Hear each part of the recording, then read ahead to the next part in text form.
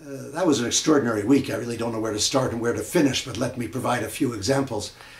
Number one, the terrible civil conflict and bloodshed in the Ukraine. Number two, the continuing carnage and actually ethnic cleansing in the Central African Republic, largely unreported, and now an outburst of raping which will undoubtedly spread the AIDS virus. Number three, that astonishing report from the United Nations on North Korea demonstrating that the country is a microcosm of terror and atrocity.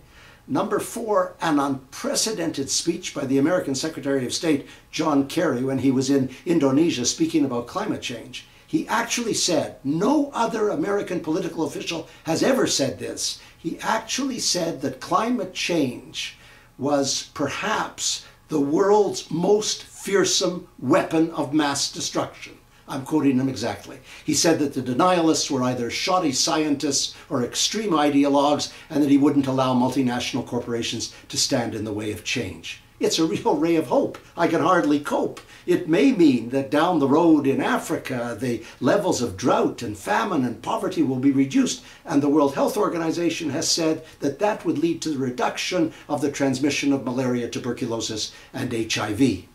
And then, of course, there's the Sochi Olympics. Allow me a patriotic xenophobic spasm and say that the women of Canada won gold in curling, in hockey, in skiing. Oh my God, what a blow for feminism and gender equality.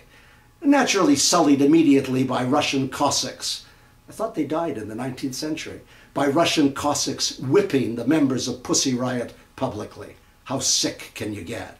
Well, look at the roll call of African presidents who continue to emerge either as galloping egomaniacs or certifiable nut bars on the question of homosexuality. Largely focused on Uganda, where the demonic bill has been affirmed by President Museveni, who is so confused and so warped in his thinking about homosexuality, it would be hilarious if it didn't put so many gay men at risk, and for whom the oppression, the societal oppression, means the transmission of the AIDS virus. Can I give you the reductio absurdum? The president of the Gambia last week described gay men as vermin, and he said they were mosquitoes transmitting malaria and would be treated the same way. And then, like some 12-year-old, he said LGBT doesn't stand for lesbian, gay, bisexual, and transgender. It stands for, are you ready? It stands for leprosy and gonorrhea and bacteria and tuberculosis. And this, allow me to coin a phrase, piece of vermin, sits with the other presidents at the African Union Summit. No one says a word. The UN says not a word. The Commonwealth says not a word. You know how to deal with these insensate violators of human rights?